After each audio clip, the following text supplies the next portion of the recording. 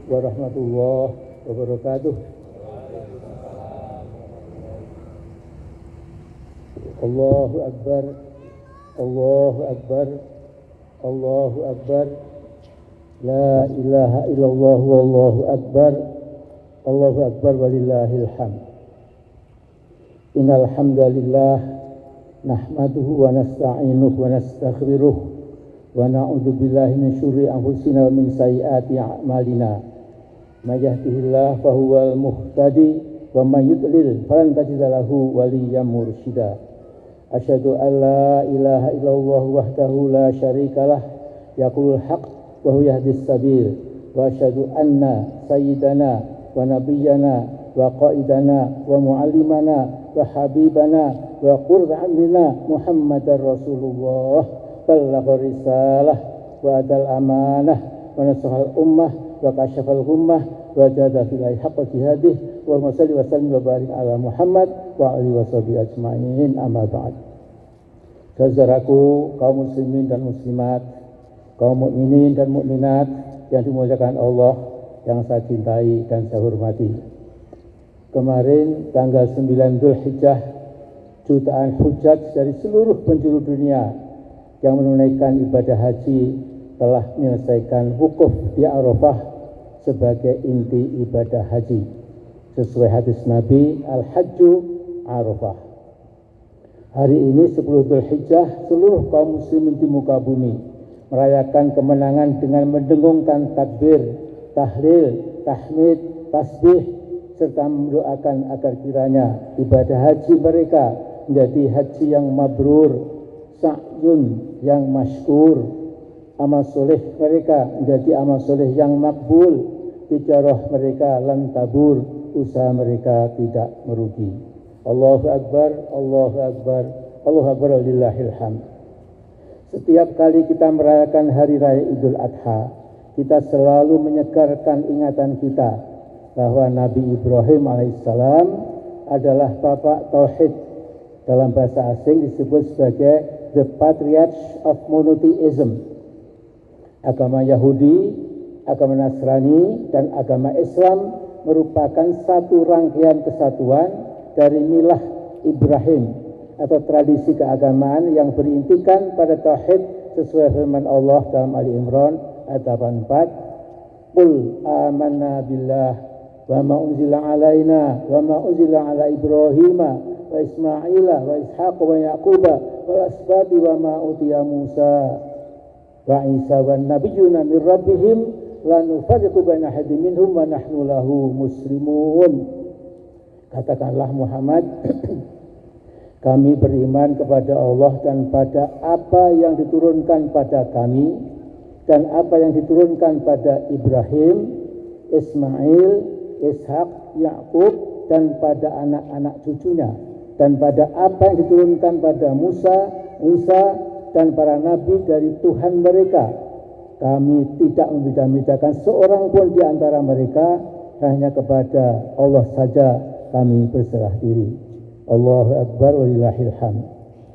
Hari raya Idul Adha, saudaraku, dinamakan juga sebagai hari raya Idul Kurban, karena pada hari raya ini kita disunahkan untuk memotong hewan kurban dan dagingnya dibagikan kepada mereka yang tergolong fuqara dan masakin, agar mereka ikut menikmati ajaran sosial Islam yang menekankan pentingnya menggiatkan solidaritas sosial, bersimpati dan berempati pada kaum du'afa di tengah masyarakat.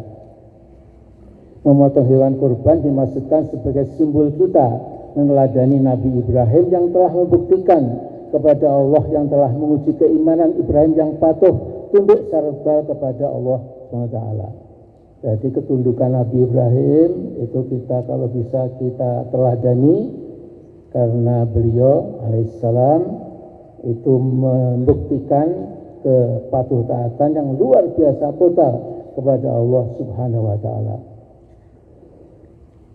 Al-Hajj ayat 37 berbunyi, la yanalallaha luhumuha wala dima'uha walakin yanaluhu taqwa minkum, yaitu bahwa daging hewan kurban dan darahnya itu sekali-kali tidak akan sampai kepada Allah, tetapi yang sampai kepadanya adalah ketakwaanmu.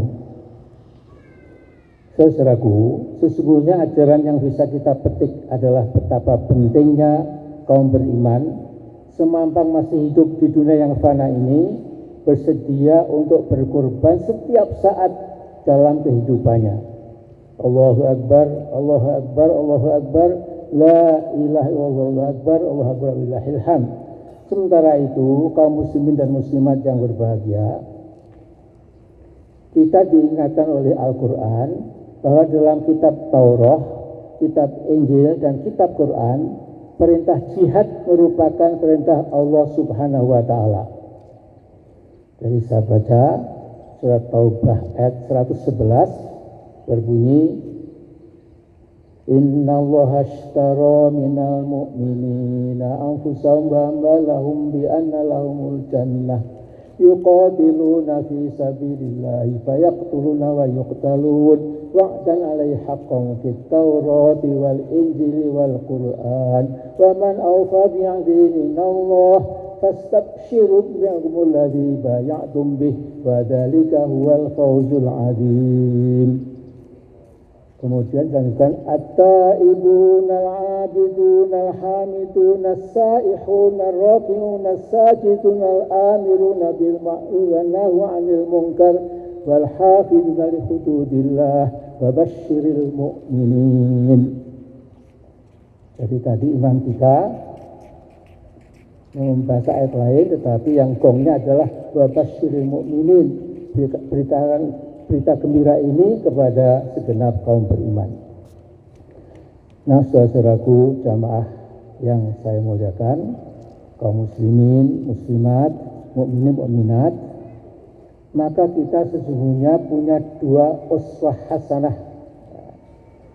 Jadi Rasulullah adalah uswah hasanah kita, tapi juga di ayat lain pun dikatakan Nabi Ibrahim juga uswah hasanah kita. Maaf. Jadi tidak usah saya baca semuanya supaya lebih singkat ya. Tapi yang jelas sekali ya, bahwa baik Nabi kita Muhammad SAW maupun Nabi Ibrahim alaihissalam, kedua-keduanya adalah panutan suri teladan kita. Jadi suri keteladan Nabi Ibrahim alaihissalam adalah sejak muda Nabi Ibrahim sebagai bapak tauhid ya, telah berjuang tanpa takut dalam menegakkan tauhid dan melawan kekufuran dan kesyirikan. Suatu hari tatkala semua penduduk di ibu kota Babilonia pergi ke lapangan melakukan upacara keagamaan mereka yang berdasarkan kekafiran dan kemusyrikan, maka Ibrahim muda pergi ke gedung peribadatan sesat mereka yang berisi ratusan patung, dan Nabi Ibrahim menghancurkan hampir semuanya. Semua patung dihancurkan. Hanya patung terbesar yang tidak dihancurkan, tetapi lehernya dikalungi dengan sebuah tapak besar. Ketika sebagian penduduk masuk ke tempat persembahan mereka yang telah hancur berantakan dan melihat patung terbesar masih utuh, kemudian mereka berdiskusi mencari siapa gerangan yang telah berani menghancurkan sesembahan sesat mereka. Maka ketemu bahwa yang menghancurkan adalah Nabi Ibrahim alaihissalam. Nabi Ibrahim digelandang, kemudian sempat berdiskusi. Jadi dengan logika terbalik, Nabi Ibrahim mengatakan, mengapa kamu tidak menuduh itu berhala, patung yang paling besar, itu kapak besar ada di lehernya. Dan mereka mengatakan, Ibrahim, bukankah patung berhala itu kan benda mati, tidak mungkin bisa menghancurkan patung-patung yang lain. Nabi Ibrahim kan mengatakan, kalau memang benda mati buatan tanganmu, mengapa engkau sembah, engkau gantungan nasibmu pada benda-benda mati itu. Nas Ibrahim muda begitu tenang menghadap siksaan yang sangat kejam dan keji. Singkat kata, setelah beberapa hari terjadi perdebatan itu, kemudian Raja Namrud atau Nimrod menyuruh serdadunya supaya menghimpun kayu bakar yang menjulang sampai ke angkasa. Kemudian Nabi Ibrahim dilemparkan ke tengah-tengah api yang amat sangat dahsyat itu, tetapi Allah berkenan dalam firman-Nya, "Qulna ya narukuni bardan wa salama ala Ibrahim." Wahai api, jadilah kamu dingin dan penyelamat bagi Ibrahim. Sekalian, setelah beberapa hari ketika kobaran api sudah mereda, maka Nabi Ibrahim keluar dengan utuh, wajah berseri, segar. Dan karena itu sebagian penduduk Babilonia melihat mukjizat Allah, mereka meninggalkan agama syiriknya, kafirnya, memeluk agama tauhid. Nah, mari kita ambil beberapa pelajaran penting. Yang pertama, terutama saya tujukan pada generasi muda, generasi milenial. Semambang masih muda, gunakan waktu kalian untuk belajar dan belajar. Tuntutlah ilmu pengetahuan sampai setinggi mungkin sesuai perintah Al-Quran dan Sunnah. Di samping itu harus bersedia berjuang sesuai dengan tugas-tugas kaum muda. Ingatlah, kita bisa meneladani perjuangan Nabi Ibrahim waktu masih, katakanlah, zaman milenialnya, zaman mudanya. Dan yang kedua, alangkah baiknya kalau generasi milenial Muslim dengan sadar keluar dari pencitraan milenial yang dibuat oleh kaum sekularis, seperti misalnya agama tidak usah dibawa-bawa dalam kehidupan. Nikmati hidup sesuai selera masing-masing. Bagi generasi milenial, kata mereka, yang penting sukses individual.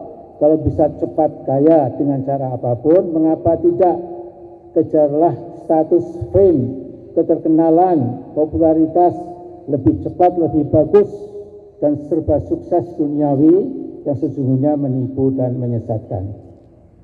Saudara sekalian, yang ketiga, ini pelajaran yang ketiga, pada mereka yang merasa sebagai pemimpin, ulama, ustadz, mu'alim, ajengan, dan apalagi para tokoh politik dan pemerintahan yang masih bersinar di dada mereka nilai-nilai keagamaan, maka renungkan surat Taubah ayat 24. Allah berfirman, "Qul in kana aba'ukum wa abna'ukum wa ikhwanukum wa azwajukum wa ashiratukum wa amalun iqtaraftumuha wa tijaratun takhshawna kasadaha wa masakinu tardawnaha ahabba ilaikum minallahi wa rasulihi wa jihadin fi sabilihi fatarabbasu hatta ya'tiyallahu bi amrih wallahu la yahdil qaumal fasiqin." Artinya, katakanlah, jika bapak-bapakmu, anak-anakmu, saudaramu, istrimu, keluargamu, harta kekayaan yang kamu usahakan, perdagangan yang kamu khawatirkan kerugiannya, dan rumah-rumah tinggal yang kamu sukai, lebih kamu cintai daripada Allah dan Rasul-Nya, lebih kamu cintai daripada berjihad di jalannya, maka tunggulah sampai Allah memberikan keputusannya, dan Allah tidak memberi petunjuk kepada orang-orang fasik. Allahu Akbar walillahil hamd. Yang keempat, jangan pernah umat Islam kehilangan fighting spirit, atau bahasa agamanya ruhul jihad, tanpa bersungguh-sungguh dalam memegang spirit jihad, misalnya memberikan infak semaksimal mungkin untuk pendidikan umat, pencerdasan dan pencerahan Islam agar spirit dan jiwa umat selalu berjaga, alert, jangan sampai tidur pulas, sementara keadaan bangsa dan negara terlihat cukup parah dalam berbagai kehidupan nasional. Pelajaran kelima, perintah berjuang dan berjihad dalam Al-Quran harus kita laksanakan. Paling tidak, sekali lagi, paling tidak kita harus berani mengatakan dengan jelas dan proporsional, yang benar adalah benar, yang batil adalah batil. Tidak salahnya kita dengan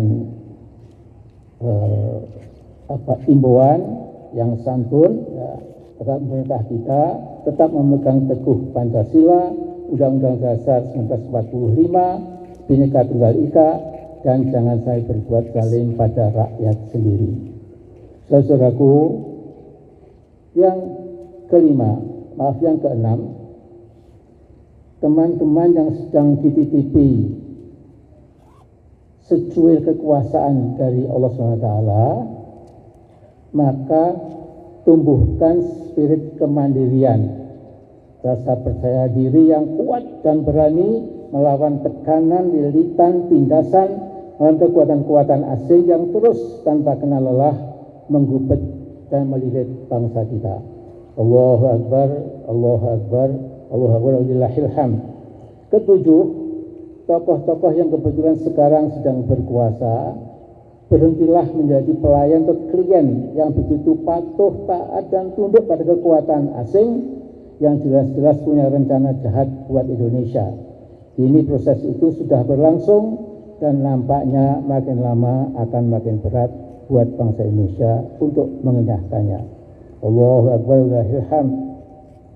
Yang kedelapan, khusus umat Islam Indonesia, jangan pernah satu menit pun melupakan tuntunan Quran dan Sunnah dalam kehidupan di dunia yang fana ini.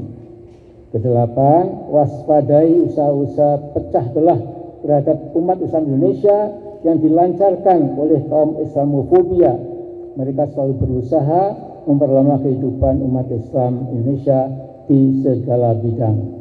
Kesembilan, tokoh-tokoh umat Islam dari segala macam tingkatan hendaknya menyadari dalam 2-3 tahun ke depan rasanya perjuangan bangsa memang agak berat.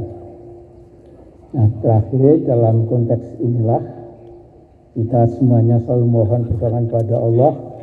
Marilah kita perbanyak amalan-amalan sunnah kita, seperti misalnya puasa Senin Kamis, tidak meninggalkan salat sunat rawatib, syukur-syukur dapat menegakkan qiyamul lail, bersedekah semampu kita, sesering mungkin membaca istighfar, tasbih, tahmid, takbir, dan seterusnya, agar supaya Allah SWT berkenan menolong kita semuanya, bangsa Indonesia, sehingga bangsa Indonesia dapat berhasil melakukan perubahan-perubahan kehidupan nasional yang insya Allah semakin baik. Demikianlah khutbah saya, dan mari kita berdoa bersama-sama. A'udzubillahi minasyaitonir rajim. Bismillahirrahmanirrahim. Inna Allaha wa malaikatahu yusholluna 'alan nabi ya ayyuhalladzina amanu shallu 'alaihi wa sallimu taslima. Allahumma ighfirlil muslimina wal muslimat wal mu'minina wal mu'minat al ahya'i minhum wal amwat innaka sami'un qaribun mujibud da'wat fa ya qadiyal hajat. Rabbana la tu'akhirna in nasina aw akhtana Rabbana wa la tahmil 'alaina isran kama hamaltahu 'alal ladzina min qablina Rabbana wa la tuhammilna ma la taqata lana bih wa'fu 'anna waghfir lana warhamna anta maulana fansurna 'alal qaumil kafirin. Rabbana 'alaika tawakkalna wa ilaika anabna wa ilaikal masir. Rabbana la taj'alna fitnatan lil ladzina kafaru waghfir lana Rabbana innaka antal azizul hakim. Rabbana aslih lana dinana alladhi wa ismatu amrina wa aslih lana dunjana allati fiha ma'ashuna wa aslih lana akhiratana allati ilaiha ma'aduna. Allahumma ij'al hayata ziyadatan lana fi kulli khair waj'al mauta rahatan lana min kulli syarr. Allahumma ij'al yawmana khairan min amsina waj'al yawmana khairan min amsina waj'al ghadana khairan min yaumina. Allahumma ya sami'as sawt wa ya sabiqal fawt wa ya kasya idhami lahman ba'dal maut sholli ala sayyidina Muhammadin wa ala ali Muhammad. Allahumma la tada' lana dhanban illa ghafartah wa la hamman illa farajtah wa la dainan illa qadaitah wa la maridan illa syafaitah wa la mayyitan illa rahimtah wa la baghiyan illa qada'tah wa la aduwan illa qadaltah wa la asiran illa yassartah wa la aiban illa satartah wa la hajatan min ijibnal akhti ila qadaitaha ya arhamar rahimin ya mujibas sairin. Allahumma asyiril zalimina bil zalimin, Allahumma asyiril zalimina bil zalimin, Allahumma asyiril zalimina bil zalimin, Allahumma ahlik wa dammirhum tadmira. Wa sallallahu ala sayyidina Muhammadin wa ala alihi wa sahbihi wa sallam. Subhana rabbika rabbil izzati amma yasifun. Wassalamu ala mursalin walhamdulillahi rabbil alamin. Assalamualaikum warahmatullahi wabarakatuh. Assalamualaikum warahmatullahi wabarakatuh.